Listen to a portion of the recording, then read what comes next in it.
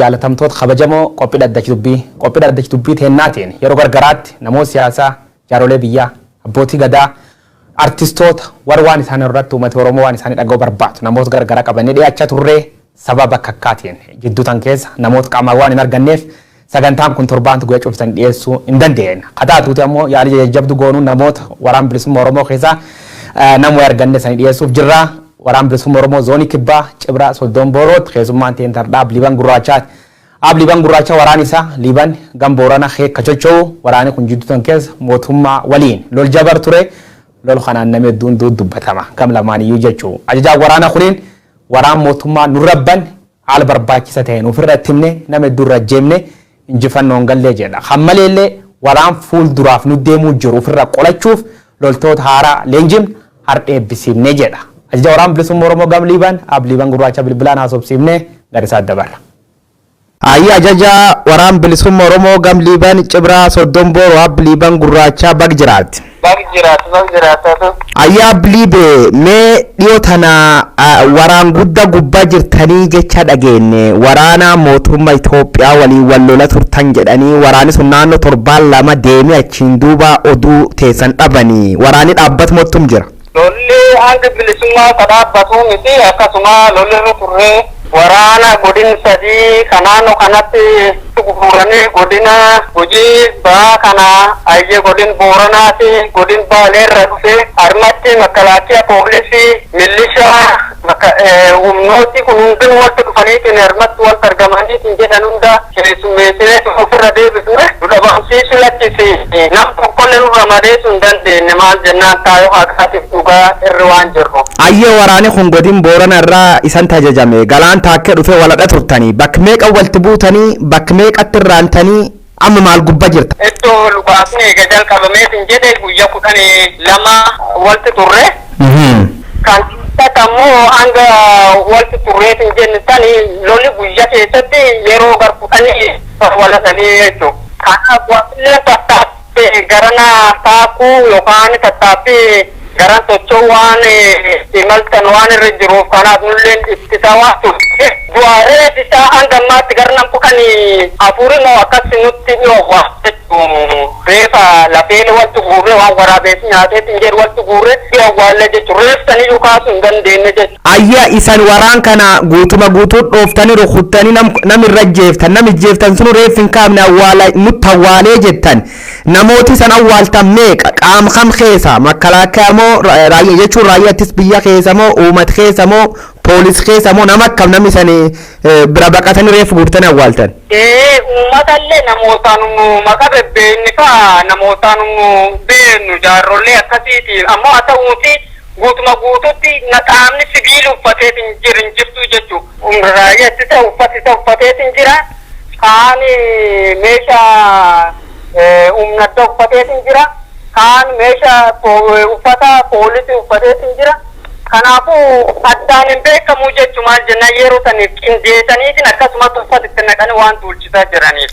Okay, waraana keessanirra gama keessanii miidhaan isanirra dhaqqab haatiin kan jettan atti himuu dandeessi jira. Warri mootummaa barreessa ture baay'ee sammiidhu dubbatan nam isanirra ajjeesu waan adda addaa Facebook irra gaaf jalqaba guddoo haasaa turu warri mootummaa maalti jirgam kan keeti waraan kan keerra namni wareegam jira. Waan kiyya wareegam lakkisi uummata qabaateetiin jedhu uummata Oromoo guuttanii loltan taajjabaa ture. Kanaafuu gamteen mucaa tokko liqameetiin jedhe hawaasa keessa oduu waan hin seenneef hawaasa irraa odeeffannoo kan argachuu dandeessa jechuudha. Mucaa tokkin dirree taakkanee takkuma liibanii duulaniitti nagaan hin galle. Mucaa tokko nurra hin qiliiqamne jechuudha. Amma waraani sadarkaa maal gubbaa jiru guyyaa 12 eegi walaataniin booda akkamitti addaan baatan akkamitti gargar galtan? Lolli keenya sila hanga xumuraatti hanga bilisummaa sila kan itti fufaa ammoo ammatti warrumti tasgabbaa'eeti nurra dhaabbata addaan deebi'ee waan jiruuf malee lolli lol murkaati lolli Itoophiyaan guutuun itti qophoofteetiin Cibraa Soddon Booroo cabsuuf itti malteetiin gadhufte kanaafuu lol murka kana ofirra hanga warri baaneetiin jirtan karoor warra fashaleessineetiin jirra jechuudha. Cibraa Soddon Booroo guyyaa lama keessatti harkiin kennachiifna hin cabsina kan jedhu dhaadannoo warraati. Guyyaa lama keessa cabsuu miti Cibraa Soddon Booroo iddoo inni qabateetiin jirrirra yoo buqqistaniitiin jettanii nutti akka keessan jira ka jedhu dhaadannaa hooggantoota Cibraa Soddon Booroo warroot maraatii jechuudha. Kanaaf lolli kun lol morka waan ta'eef hangalatti dur dhaabbanneetiin karoor warra san fashaleessuu dandeenya jechuudha. Deebitee ammoo sagantaa cittaanu itti karoorfanneetiin akkaataa itti lollu san nutti beekaa jechuudha. Waraani mootummaa dhiifama kan misaan loluu jiru amma ees jira. Yaa ofirra galgale yaa warri fi deebimoo ees jira. Galaan gammachiisa gamgarriitiin maal innaan iddoo sulleen dunu qabanneetiin jirru miti gamaasum jira. Galaan gamamu dhufee iddoo malka gubaatan man uummataa gubaa qabeenya uummataa barbadeessaa akkasumas deebi'eetima firaashii waan akka firaashii waan akka shubbaa shaayii keessa dhuganii waan akkana kan guurrate gurgurachuu jirti jechuudha birri kudhanii. Abiliiban gurraacha warri meeshaa uummata gurgurat haasaam ka birri kudhanii natettuun kun eenyu? Mootummaatti akkan tocha mootummaatti gocha kan raawwachuu jira uummati sadarkaa dhiiroo kalees isan himmiin isan najjeefnu jechuu jirtan harka ammoo mankeenne seettanii qabeenyi irra saamtanii barbadeetuu jirtan achi kun maal jennaan sakoon hin jirtu mootummaa taaree akkan godhe ammoo mootummaatti sanii bita ka jedhuuni ilmaan guddooti eeyyaamuu jirti jechuudha. Shanee warri shanee saniin jedha shanee uumat gaargalchiit ka uumat keen garboomsiit bilis uumat baamnaaf duullee jedhan isan uumat gaargalcha turtanii abiliiban uumat garboomsuu jirtanii daba mootummaan jira kan uumat irratti hojjattanii beektu. Uummati keenya yoo nuti hin jiraanin ammas lubbuun jiraachuu hin danda'u jechuudha. Uummati keenya uummata Oromoo jedhamee maqaa waaman kun waraana bilisummaa Oromoo jiraachuu fi uummata Oromoo jedhameeti waamamuu danda'e jechuudha. Uummata Oromoo garnama 27 amma xiyyiitiidha ka jedhu kaabine godina Booranaatiif kaabine godina Gujii kun waliigaltee xiyyiitiin akka qaamotaan nam 26 suniin rukutamanii ajaji dabreetiin jira jechuudha. Qaamotaan kan amma iddoo warri itti baqatetti barbaadu warri itti qophaa'ee galgala diiram sochii taasisuu fi wantoota akkasii marii irra jiranii jechuudha. Iddoo warri jiru ammoo qaamsa lubbuu isa bararuuf irra ittisuu jirra jechuudha. Waraanni bilisummaa Oromoo sabisaatiif bahee uummatum kanaaf baane uummata kanaaf qabsaa'aa jirra. Uummata keeyyoo miidhaa irraan bifneet jennu malee mucaa tokko ka guyyaa tokkoof dogongoraan rukutame yookaan gam keenyaan afaanilleen arrabsameetiin jirtu jechuudha. Warri mootummaa yeroo baay'ee abiliibe nadheen dhiirsi nadheen irra fudhatanii dubra haadhi irra fudhatanii waan safuu uummata cabsu tolchitan jedhan yeroo deddeebiin maqaa keessan kan kaasanii dhaga'ama. Warri kun maalirra ka'e akkan isaniin jiru warri mootummaa? Qaamni tokkiin beekta gaafa namni tokko gaafa wal jibbeetiin jedhe jabinni walii isilaannimu laafinni waliitii fi maqballeessi walirra tataa jechuudha. Maqballeessi illee irratti hin qabnu gochuminni hojjate kana kan jenneetiin itti himna miidiyaalee gargara waan qabuuf waan maqaa waraana bilisummaa Oromoo xureessa waan uummata keenya biratti jibba maqaa wantoota akkasii nutti fayyadamaa jechuudha. Miidiyaalee soba hedduu waan qabuuf miidiyaalee soba suniini soba barsuu jira jechuudha. Gosa mucaa tokko irra mijjeesinu namjaatama jeefne jetteetiin kun ammoo walgala diirama horii uummata irra guurani maallaqa uummata irra guuran uummata miskiinoma tokko hin qabne maallaqa irra guurani gaal bitanii fi nyaachisaa jiran jechuudha. Qaamni nama ajjeeseetiin jedha akkuma nama suura isaa poosti godheetiin sitti agarsiisanii yoo qawwee tokko cabsu tokko lafa fuuteetiin jettu sila weddeetiin iyyiti. Ayyaa biliibaan ulfaat armi irratti ragaa xiyyaa fakkeenyaaf namoota du'an kan ijeenneet nallee bira ergite turte ragaa qabda mootummaanin akkan jedha ragaa qabdan erga jennaan erga turte amma nama waalti ragaa qawwee 14 hiittanii qawwee sanii hiittan sun iyyuu warri mootummaa iniinne qawwum isaanii suura kaasan isaniin jedha namoota du'an sun ragaa waliin waan naa ergitin qabda. Addeenaanis waraabbi Maamotaan awwaalameetiin jedhamni kaasuwaniitiin erguu danda'a jechuudha. Abiliibammee akka waliigalaatti isaati amma Itoophiyaan filannoo jedhanii bakka cufatti filannoodhaan laf gargalchuu jiranii. Waraanni bilisummaa Oromoo filannoo Itoophiyaa tabaanan tan akkamiin ilaaltan? Kumaara filannoon Itoophiyaa kaarta namummaa taphata malee Itoophiyaan mana bunaati jechuudha. Man bunaa maatiin tokko yoo nam 20 taateetiin jedhu nam 20 suni bulchiinsi bir dhufee farrama. Jedheeni akkaataa saniin warra guuraa ture. Tulleen harka guurreetii ergaa ture. Dura gubaa turre jechuudha. Akka sababa waraqaa kan kaan biqaateetiin jetteeti filannoo duratti deebiidee ammoo deemuun tokko lafa taatee hiriir deeggarsaa jettee bittoo bulchitoo kan nu waffee jedhu. Jechuun wanni kun waa'umaa karatu warri taphachuu jiru malee filannoo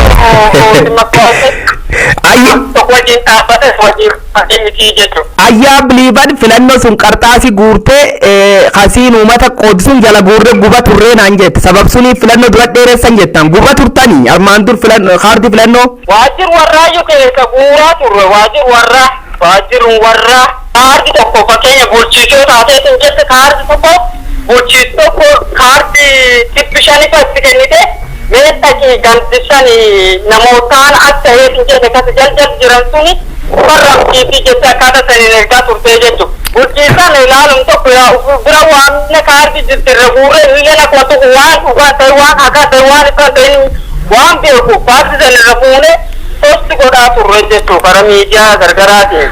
Ayyee mee amma filannoo tan gubbaatti soda nageenya mala akkasiin xumuramtuuf qaamoleen nageenya waliin gurmoomni hojjechuu jirraa jedhani. Lolli keenyani itti fufa waa'ee filannoo geggeeffatti moo maali geggeeffatti moo mootummaa dimokiraataa miti mootummaa barree qaamni danda'u irree cabsu kanaan alatti karaa siyaasaatiin furmaanni tokkolleen bira waa qabamee waan jiruuf mootummaa kun mootummaa sammuun isa wayaadduu miti jechuudha.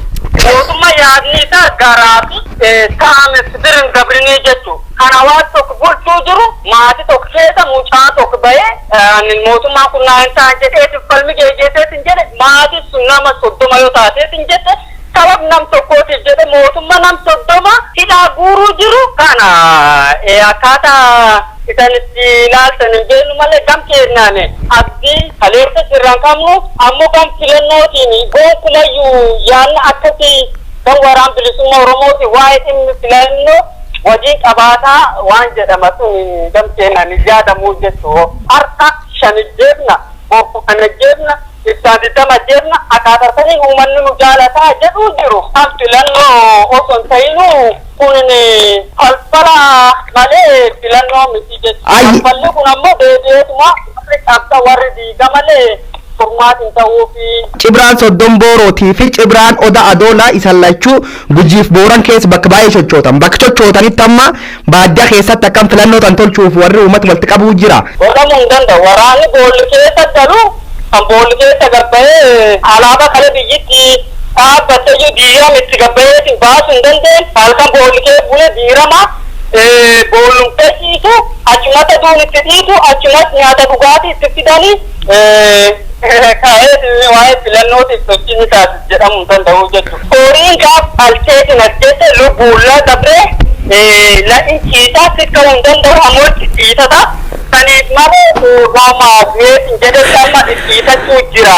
Abbiliiba yeroo baay'ee waraan bilisummaa Oromoo kana lixa Oromiyaa keessa guyyaa 15 baafnaa jedhanii dhaabuu ture warri mootummaa isan lola ture hin baane dhiyootallee ammoo isanillee isan qulqulleessin jedhanii isan hin baafne wagga 3 dabra akkanum qulqulleessuu san qulqulleessuuf dhaadatan garuu san qulqulleessuu hin dandeenye isan umna kan lol war kan dur dhaabattanii loltaniin kan eessa fuutan gabaabsiin ariifanne finna. Amun karayu umnan leenjisee arkayu saate amma kanaan biseesa kaafeetiin nawaante saate amma kanaan biseetiin baate booda ragaa qabatama waliin tukkasafuu erguu danda'a. Leenjiftoota haraatti Cibra Soddon Booroo leenjifame nama gamime natti waan bitana. Yaa sanbooti xumurattee sagantichaa xumuratteetiin jedhee yeroo qilleensirra hojjeetiin jettanii waan jiratillee keessaan si ergaa jechuudha. Kanaafuu eebbirri jirtan ammayyuu uummati kun amma humnaaraatti isanti dabalamuu jira.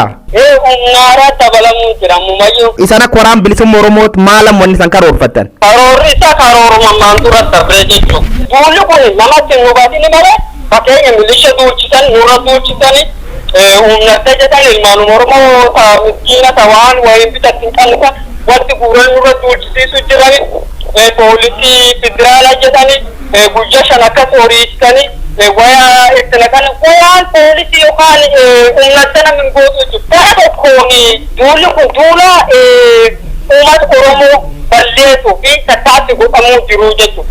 Uummanni Oromoo ammoo kan keessan nu ganne ilmaan Oromoo miskiini waan wayiin bita sababa 15 birrii bishaniitiin qataraniitiin nu badee kan kunini lubbuun isaatti baasu hin jechuudha. Maal birrii bishaniitiin ji'a fudhatte maatii xiyyaan jireessaa ka jedhu ammoo galuttuu hin beeku. Kanaaf duulli kun ammoo gam keenyaa nuti ilmaan Oromoo qulqulluu yoo taaneetiin diingoo dhaabbachuu yoo jiran ammoo qaamni ammoo uummata Oromoo miidhuuf tattaafachuu jirtuni ilmaan Oromoo leenjiseetiin garaachaa qabe garaachina waraanaa kun duul taasifamu duul Oromoo balleessuuf taasifamu jiru malee duul waraana bilisummaa Oromoo balleessuuf miti jechuudha.